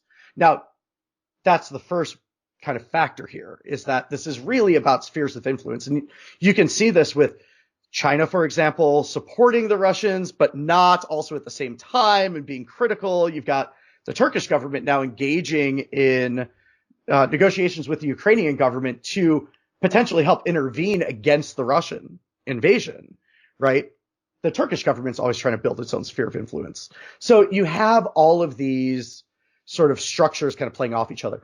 That is all the result of actually something which does correspond with kind of Putinist political theory, or to be more accurate, Duginist political theory, after Alexander Dugin, the right-wing fascist Russian thinker, who's still a living person, like he's still alive. But essentially, the goal of Russian foreign policy under Putin was always to eliminate the reality of the unipolar world. What that means is that the goal was always to undermine the singular, unchallenged hegemony of the United States in the post-Cold War world. Cool. Great. And that is very much what has happened. There is no way to argue at this point that those tactics, whether they're being used by Russia or China or Turkey or whoever, have not been successful, because they have been. And that success is a major factor here, because we're not talking about a unipolar world anymore. We're talking about many, many, many blocks of power kind of competing with each other in the midst of this. But the second thing is the domestic situation in Russia has been degrading for quite some time. Ever since they decided to take over Crimea, there have been pretty severe sanctions domestically in Russia. And that has had really, really, really significant implications in a number of different ways. I mean, unemployment's relatively high. Poverty rates are relatively high. Alcoholism is relatively high. Brain drain is relatively high. Young cosmopolitan people from the cities are leaving, right? And so the Putin regime now currently, by their own polling, has an approval rating somewhere around 50%. By their own polling, meaning that the reality is closer to 40% or lower even. And this war itself has, I think the number I saw was a 35% approval rating. So we're talking about a deeply, deeply, deeply unpopular conflict with a deeply unpopular regime. Now, what's important about that, though, and this gets into Putin's motivations a bit, when Putin rose to power in the late 90s, he did so on the back of an apartment block bombing that was blamed on Chechen insurgents. Now, there's literal footage of people that are being interviewed in the basements of some of these buildings right next to bombs that they tried to plant, and they're wearing Spetsnaz uniforms, right? Or Spetsnaz insignia. So they're military. And no one knows whether the military blew the apartment blocks up, but it was a little strange that they were there right after it happened, and that Putin already had a speech prepared, and that they invaded Chechnya immediately afterwards. And we're ready for that, right? There's a lot of things about that situation that look really sketchy, but whether or not it was done by the government itself or not, it definitely was capitalized on. And Putin used that conflict to convince Russians that as a nation, they were under threat by everybody outside of Russia, and that he was the source of their power, and that what they needed to do was build national unity around this notion of Russian power. And so they invade Chechnya, then they invade Georgia. Now they're engaging in conflict in Ukraine. This is all part of a pattern. Putin does this every single time the domestic situation gets a little shaky. He starts a military conflict right away. And that is an old playbook of his. And so all of that is in play right now. I mean, there's a lot of other factors too. It's a really complicated situation, but that's at least that is the basic primer. Unfortunately, the basic primer is that complicated. That's kind of where we are right now. Let's go back to the tanky thing. Yeah. Explain their position and why it's messed up. Well, their position essentially is that hashtag Putin did nothing wrong.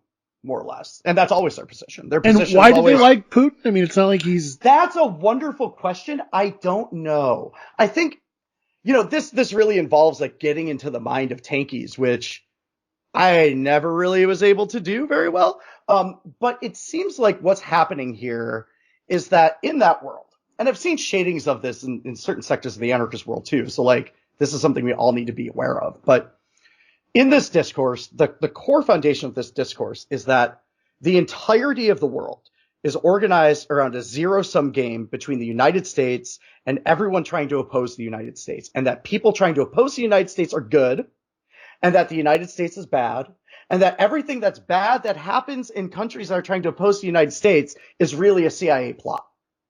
So if there's protests in China, it's not that kids in Hong Kong are really mad that they can't like use the internet and stuff anymore, or that they're going to end up living in a repressive regime when they grew up in essentially England. It's not that. It's that magically thousands of CIA operatives have showed up in Hong Kong magically with no warning and no artifacts left behind of their travel. And it's ridiculous. So we have this kind of zero-sum kind of bipolar world that's built up here that is grounded in this sort of narrative of absolution. And this narrative of absolution absolves all manner of things. So, for example, tankies argue that there are no prison camps in North Korea. There's satellite images of them. Defectors have left them. Military people have talked about them, right? Like, this is not a secret. The North Koreans don't even deny that they exist. Yet tankies in the United States will. Right? We have tankies that will deny that there is a campaign of repression against Uyghurs in China. Right? Again, there's satellite imagery, there's drive-by footage, there's Chinese government officials that have leaked documents, like all manner of things. But they refuse to believe that. They're excusing away Russian intervention in Syria. They excused away the Syrian government dropping barrel bombs on their own people. Right?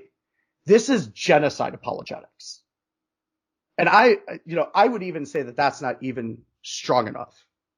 What they are doing, for whatever their motivations are, and I think a lot of their motivations structurally are really similar to what happens on the right wing, in that there is some motivation that allows them to pick up an alternate narrative.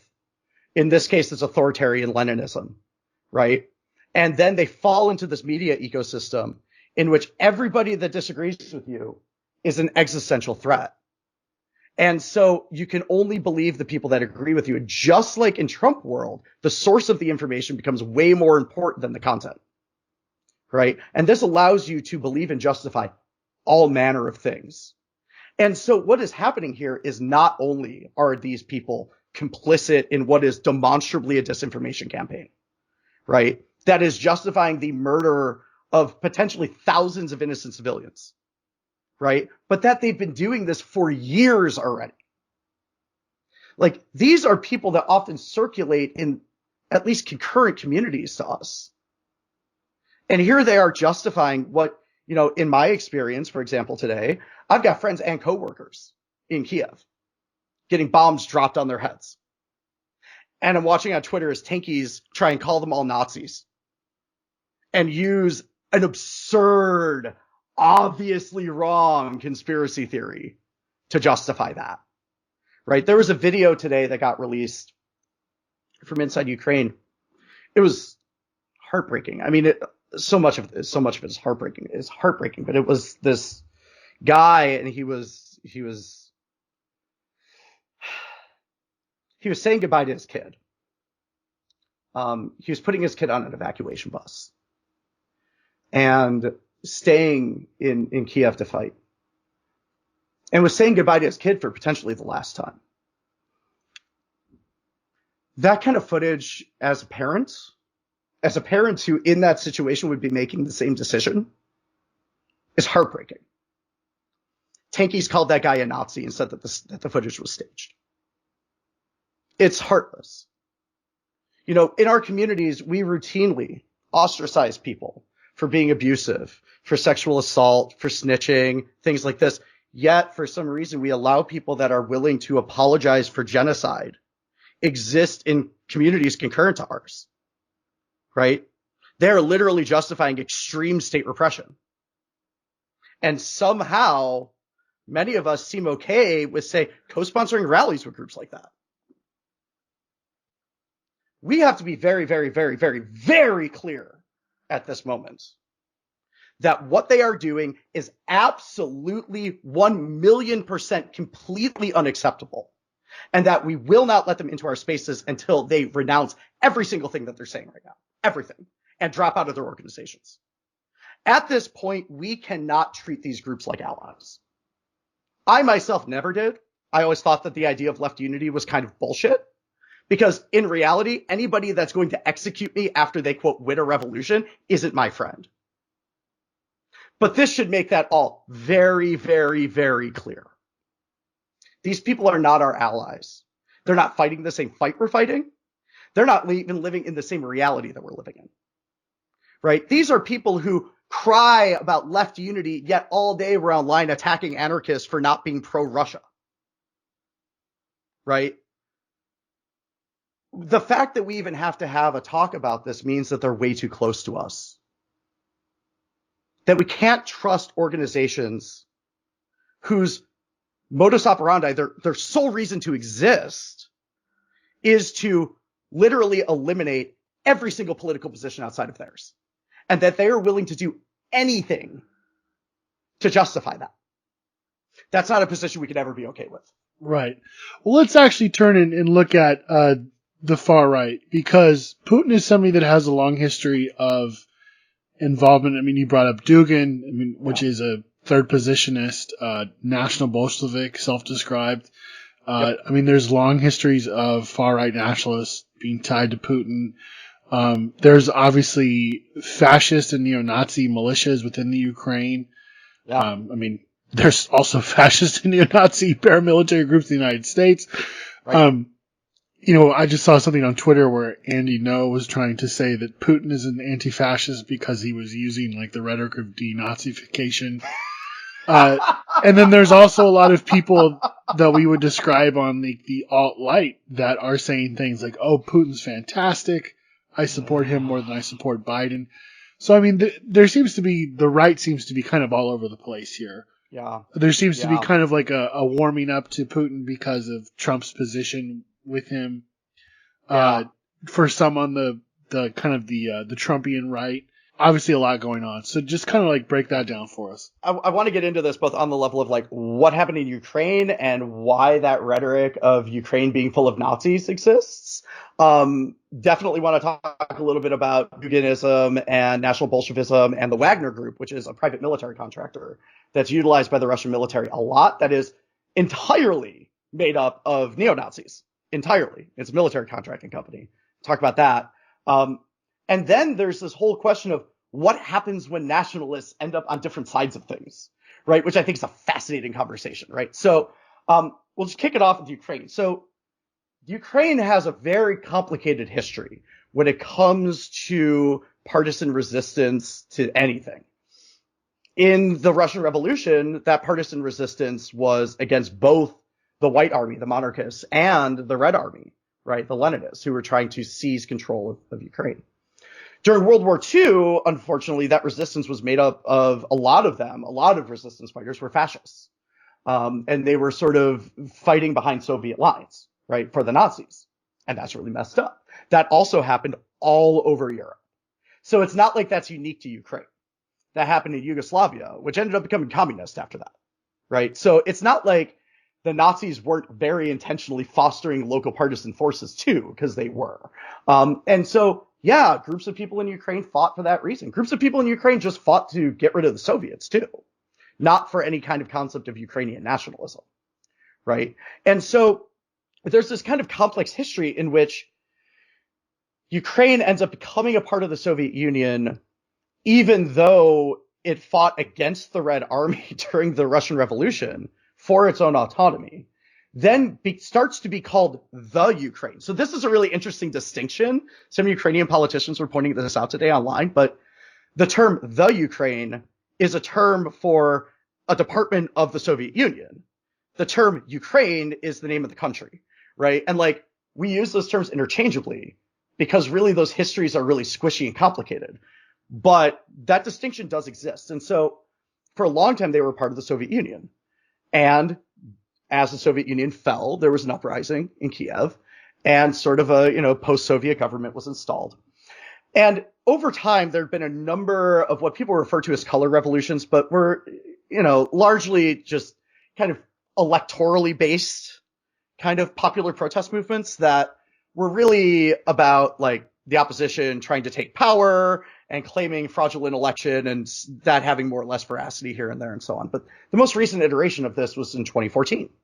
So in this process of kind of post-Soviet Ukraine, a party called the Party of Regions took power. And the Party of Regions is a pro-Russia party. There are people that would argue that it is literally just United Russia, just in Ukraine. They use a lot of the same iconography. They have a lot of the same funders. They have a lot of the same aesthetics. They have the same policies. Like, it's really not all that different. And they had been in power. And in 2014, that government got overthrown during the Maidan protests. Now, in the Maidan, there were a lot of people, lots of different kinds of people. Again, most Ukrainians that were there were trying to like join the European Union, right? Like that's really what they were trying to do. That's not exactly what neo-Nazis do. So they're like trying to join the European Union, which is rejected by like every nationalist ever. And that's mostly everyone. There were also anarchists on the ground. I mean, we have archival stories on CrimeThink and a bunch of other outlets of anarchists on the ground talking about what happened there. And you also had the right sector. And the right sector was able to so the right sector is they used to refer to themselves as autonomous nationalists. They now just call themselves nationalists. And they're a consortium of the far right. So like right sector isn't so much an organization as it is a container. It's kind of a shared logistics that right-wing organizations kind of attach themselves to. And they were able to use that sort of idea to build that structure within the Maidan that allowed them to essentially field forces on the streets that were really, really, really present and really loud and really obvious and right up front. Now, they definitely were not everybody that was at the front fighting the police, not even close. And in fact, right sector was probably maybe 5% of those people that were on the front line. Maybe. And that is a generous estimate. But because they were able to seize a building right on the square, they were able to drop their flag. They did, really, really significant media outreach. They were controversial. They were visible. They were able to sort of seize control of some of the narrative that was happening there and use that to boost their own numbers, right? Now, after the Yanukovych regime was overthrown, though, again, the regime that resulted from that was like neoliberal. I mean, it was like pro-capitalist liberal government, right? Just like the rest of Europe, and not run by Nazis. Right. There were right sector people. So there's been this reference to right sector people in the military. And that was true and still might be. There still might be a smattering of them in the military. But most of right sector became the Azov battalion. So people have heard, I'm sure, if you're paying attention to Ukraine, about the Azov battalion, which is a battalion of fascists. I mean, there's really no other way to put it. They are fascists. And they have been fighting on the front in the Donbass for, 6 years already, 7 years. And that does exist. Now, the Russians also, Putin has long-term connections to National Bolshevism, very specifically Duginism. Duginism is grounded in this really esoteric kind of, a really concrete idea and a really esoteric idea. So the really esoteric idea is that Russia is not actually part of Europe or Asia, but it's something called Eurasia. And Eurasia involves all of these other places like Kazakhstan and Turkmenistan, places like that, Uzbekistan, and all of those places should be a part of Russia, right? And that Russia should be able to claim sovereignty over any Russian in the world, even if they're not living in Russia. And they actually did do this time. Like, this is one of the arguments they're making. They're saying, we need to go into the Donbass to protect Russian-speaking people who are Ukrainian citizens from the Ukrainian military, right? It's an interventionist argument grounded in this kind of extension of nationalist diaspora, right? Which allows them to have sort of a global scale of operational sort of terrain, more or less, right? Now, within Duginism, though, And this is the part that is more concrete, right? The Eurasia concept is kind of this weird, esoteric, kind of vaguely Julius Evola sort of style concept, right? But the more practical iteration of this is the idea that what they're trying to do is they're trying to break down what they call the post-Treaty of Westphalia foreign policy regime, which is a reference to a treaty from the 19th century, which really created the terms of current foreign policy. That really created this idea of like bodies of negotiation that prevent conflicts from happening, and this idea of like collective intervention and collective defense. Like all of that was enshrined in this Treaty of Westphalia, right? And for nationalists in Europe, for a lot of them, they view this as a fundamental undermining of national sovereignty. Now, of course, what the conclusion of that is, though, is exactly what we're seeing. We are seeing Russian nationalists, like Russian fascists, shooting at Ukrainian fascists and vice versa. And that sounds weird, I think, to us who are internationalists, right? Who engage in politics internationally and are really engaged in something which, you know, is not tied to nation, really, right? But if you're a nationalist, you're fighting primarily for national sovereignty. And so are the nationalists on the other side of that firing line. And so nationalism as a politics ends up becoming this sort of politics of constant warfare where everybody agrees on the terms of why they're doing it, yet recognizes that it's destructive and that they should escape it. It's ridiculous. It's completely over the top. That, though, is a huge element of what's happening in Russia. Now, aside from that, though, is also National Bolshevism, which as a social movement grew out of neo-Nazi skinhead groups and the Russian far right from the 1990s. A lot of the Russian far right from the 90s were leftovers from the anti-Soviet far right, from the sort of tail end of the Soviet Union, and were incredibly extremist, often ridiculously anti-Semitic, almost comically anti-Semitic, over the top violent, right? Sort of almost satirically violent in the way that they portray what they want. And they were people who were tied to organized crime and all kinds of other things. And so as Putin's rising to power, these people become the foot soldiers of United Russia in a lot of ways. They go beat up leftists. They go fight anti-fascists. They go attack protests against Putin, right? They're doing what the Proud Boys do. And in a lot of ways have very similar roots, the Proud Boys. The difference is that in this case, what happened is that they took all those people and they incorporated many of them directly either into the military or intelligence apparatuses, or if whatever circle of people was tied to someone that was tied to the regime, they'd have them form private military contracting companies. The biggest one of those is the Wagner Group. The Wagner Group was heavily involved in Syria, on the side of the Assad regime. And they're deployed in Mali currently. They deploy them, in Chechnya and places like that all the time. Wagner Group has intelligence operations globally. It is a company in which literally every single employee is a National Bolshevik. Every single person. It's required to work there. And so you're looking at these big, huge dudes with these muscles and all these Nazi tats. And then you have to wonder what side they're fighting on, because you don't really know until they put the uniform on. Now, it's important to emphasize, on at least the Ukrainian side, those people are vastly in the minority. On the Russian side, nationalism is a little bit different in the sense that nationalism is much more of a common position, but this kind of really extreme expansionist nationalism is not supported necessarily by the Russian public. And so all of that is coming into play as well. So the right wing is all over this thing, but they're not dominating any element of it. That in a lot of ways, what they're not seeing, or maybe they are seeing this and they're just not wanting to acknowledge it, they are cannon fodder, essentially. They're being sent to the most dangerous parts of the front. And sure, they're using that for outreach, and they're using that to sort of solidify and consolidate power over certain sectors of sort of the social space that they have sway in. But in all reality, it's not like the Ukrainian state is giving them real power.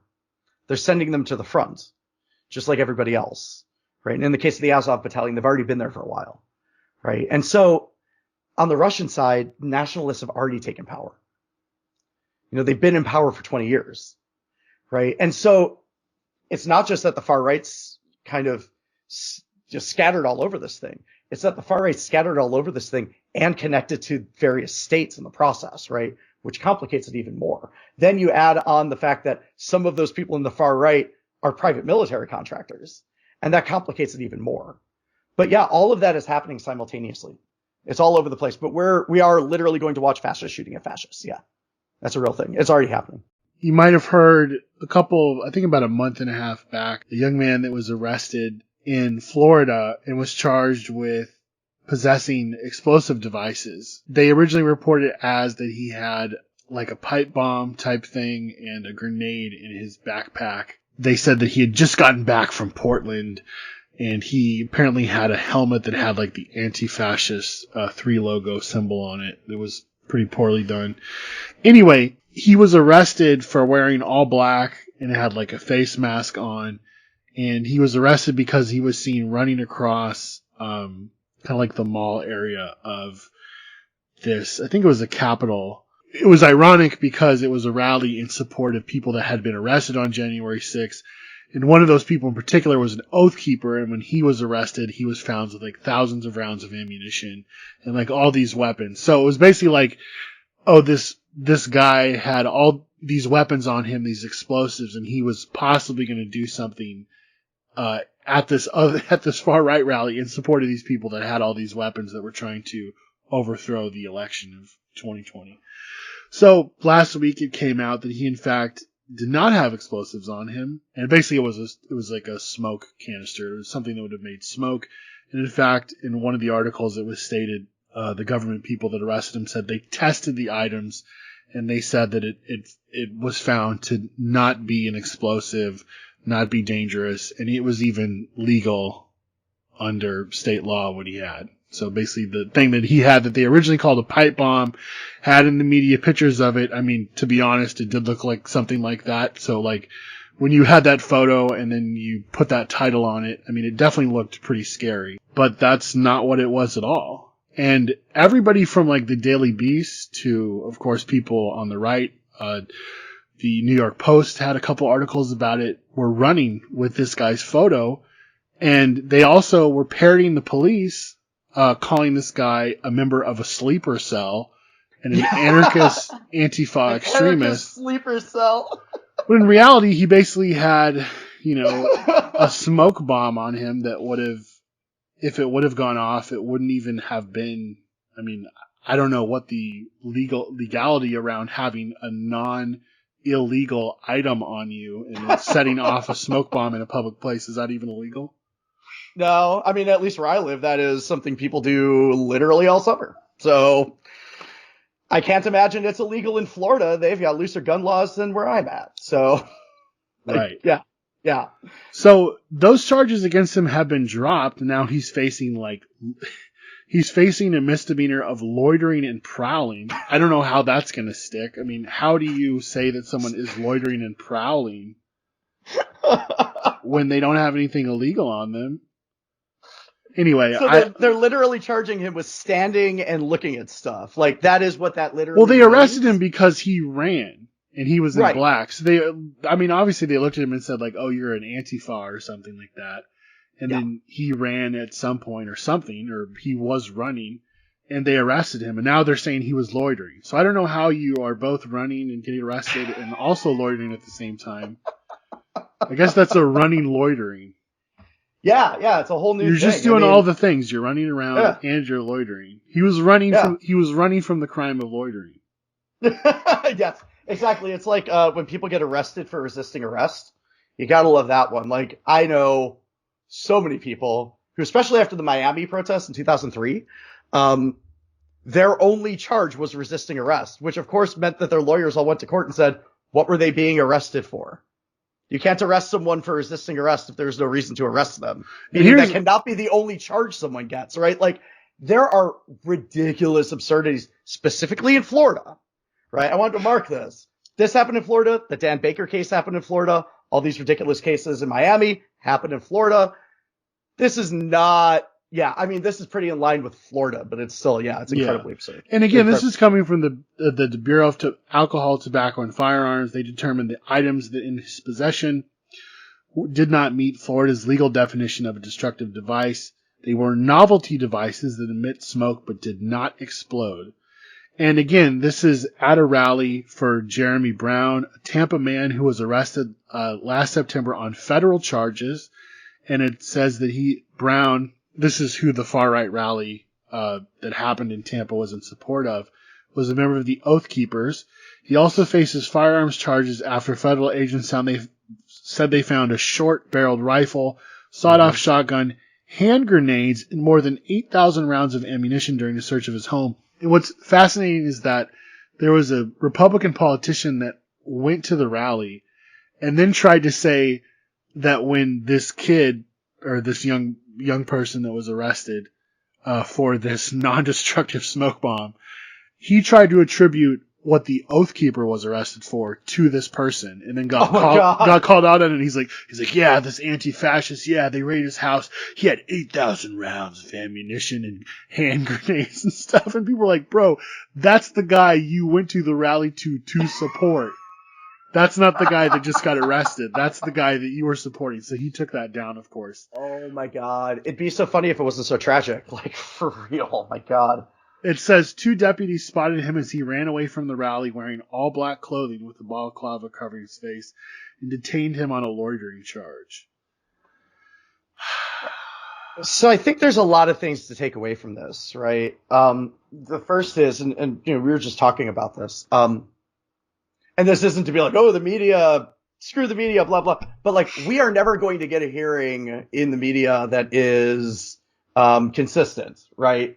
There are definitely media outlets now that periodically publish articles that are, either just journalistic or sympathetic or something like that. We're seeing this a lot with new media, and that's happened a lot more since 2020. And anarchists are part of the public discussion, right, in a lot of ways. But at the same time, we're part of the public discussion that is considered to be still kind of culturally outside of that and dangerous. And so when things like this happen, the presumption is going to be of danger. When we combine that with the fact that journalists often rely on police for tips and have to maintain good relationships with cops to get tips, that exacerbates that problem. When you combine it with the fact that this is in Florida, which is deeply, deeply conservative, that exacerbates this even more. And so when we are going to actions, we have to go to actions. I mean, when I'm going to an action, I always go to actions, and as I'm packing my backpack, I go, what is this going to look like if it ends up on TV, right? Because if you get arrested at a demonstration and have anything to be considered a weapon, it will end up on television, and the police will use that to justify every single thing they did that day. If I bring something like a computer or a phone or something to any political event, I make sure it doesn't have wires hanging out of it in weird ways and stuff like that. I make it look as normal as possible for exactly this reason. When they raided his house, they found similar stuff that was in like these plastic, it looks like toy hand grenades, like stuff you'd buy at like a 99-cent store, and he filled it with similar stuff they found at his house, and this was like smoke, stuff that produces smoke. And they said the same thing. They're like, this is fireworks, it's not illegal. He basically, we can't charge him anything because, there's nothing to charge him with. But again, the sheriffs took this, and when they did their little presentation, look at us, we did something, they blew that stuff up, and lo and behold, they put it with his backpack and duct tape and nails. And again, you start building this narrative.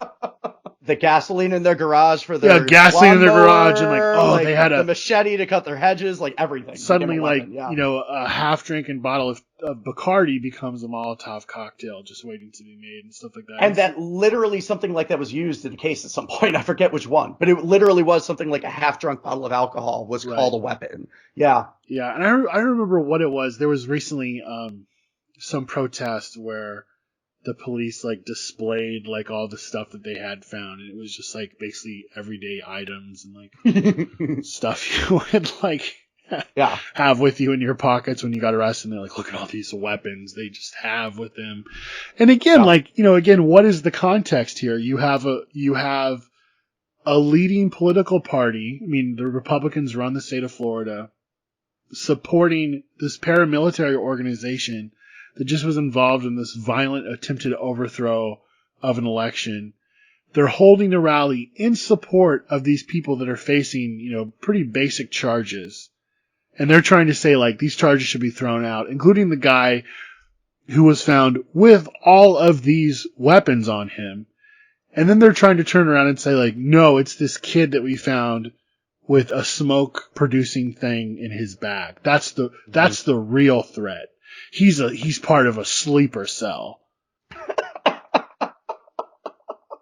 Which was based on nothing. That claim was literally based on nothing. They made it up completely. There's not even a piece of evidence that they can look at and go, if I creatively interpret this makes it look like they just literally made the whole thing. There's the whole thing up. It's mind-blowing. It says, a note in Smith's arrest report listed Antifa as an aggravating circumstance, an apparent reference to the leftist anti-fascist political movement. But his lawyers say he's not part of any extremist group. My understanding is he showed some Antifa sympathies. Imagine being sympathetic to an anti-fascist position. That's incredible. Heaven forbid. But I think the investigation showed he is not part of that group. If anything, he maybe watched them and took some notes, because apparently he went to Portland and engaged in protests. Well, apparently millions of people across the United States did the same thing, and that's why they were in the streets for George Floyd over those months. Again, this is just... It's so removed from reality, and this just shows you how far-right insurgency is just building in this country while they're sifting through the weeds trying to find the Antifa terrorist that doesn't exist. I mean, literally, as we were doing this, I just saw on Twitter, there was a young person that was 18. An 18-year-old in Maine was just charged with possession of destructive devices. They had planned to commit, quote, mass murder in mosques in Chicago. Prosecutors said the devices were designed for maximum injury. And these were not smoke canisters. They were not designed to create smoke. They were designed to kill people. And just think what's happened in the past couple months. We've had a wave of bomb threats at historic black universities. We've had a mass killing in Denver by a far-right white nationalist type. We've had a far-right Kyle Rittenhouse, an Andy No follower and supporter in Portland, murder someone and also paralyze another person and shoot several others. We've had this bomb plot in Maine. I mean, what else has gone on? What else am I missing here? I mean, there's any number of constant hate crimes done by Patriot Front, which are literally happening everywhere.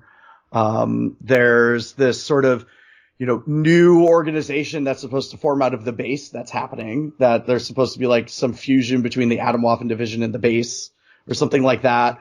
All of those groups, all of those accelerationist groups exist purely to prepare to do stuff like that. I mean, what I want people to really appreciate is that the people that are pumping out this misinformation, I mean, they know what they're doing, but they're trying to make people on the ground that are organizing just make their lives not only miserable, but stop them from doing that. And I don't think it's working. I mean, I think with Andy No's case, I mean, he became the story. The fact that that this person followed him, just like the person in Denver had, was what they call a, quote, reply guy, was replying to Andy No's threads. I mean, Andy No then became the story. He became somebody that was radicalizing this person to engage in violence. So, I mean, I think that his kind of time entering into the center is done. You brought up Newsweek. I mean, Newsweek has also published people like Jack Posobiec. Newsweek is supposedly now owned by kind of the same people that are involved in the Moonies, so I think they're kind of dubious. But I think kind of that entryism into the center and their ability to kind of shift the narrative, I think that has kind of died. And if anything, the coverage now that's coming out about the mass shooter in Portland, it does not look good for the far right. It's something that was definitely that exemplifies the kind of people that day in and day out are replying to Andy No's threads, and other people that spreading mass disinformation, like literally every day, that are basically saying like, yeah, that's why we should kill these people, and using racial slurs and supporting groups like the Proud Boys.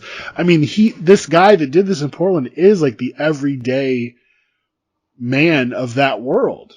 Yep. And it just shows that these people There's are nothing ticking time remarkable bombs. about him at all. Nothing remarkable about him at all. Worked a normal job, looked normal, was like a pretty generic age. I mean, like literally nothing remarkable about him whatsoever. Right. 43. Yeah. Lived alone. Just a generic white 43-year-old dude. Literally. Yeah. That's terrifying. Like, that's not to minimize who he is. That's terrifying. Like the fact that a random 43-year-old white dude did this is terrifying, right? But I want to like wrap some of this back around really quick, because also keep in mind, these are the same people that are pushing pro-Russia disinformation right now too. Jack Posobiec has been doing this. We've been seeing like, people on kind of far-right commentators pushing pro-Russia stuff recently. Tucker Carlson last night was talking about this, right? So now we're watching this kind of world coalesce, right? And I think what's really interesting about what's happening in Ukraine, and what could be very instructive to us, is we're watching this kind of international attempt to debunk disinformation in real time. And it's become incredibly effective. But part of the reason that it's become effective is because media outlets are not platforming the absurd, fringy conspiracy theory stuff right now. Yet, when those same people spout conspiracy theories about anti-fascists, the election, whatever it happens to be, they get columns in Newsweek. Right? So these publications are not just, and I cannot emphasize this enough, they're not just platforming the American far right. But what they are doing is they are giving a platform to a far-right international movement in which these people do communicate and they do coordinate and they do have these common positions that they push together, right? Andy Ngo being one of them, right? Jack Posobiec being another one. These are people who write for Newsweek, right? Again, I could never imagine something I wrote ending up in the New York Times. But if you took a, far more violent, far more extreme version of me and made it super right wing, apparently that's good enough to get a column in Newsweek. Right? These things are super serious. And our friends now this week have been killed as a result of this and are getting bombed as a result of this. This has been the It's Going Down podcast. Check itsgoingdown.org for daily updates, columns, action reports, and news. Go to itsgoingdown.org/shop to support us, and follow us on all social media platforms. IGD, your daily resource for insurgent proletarian life.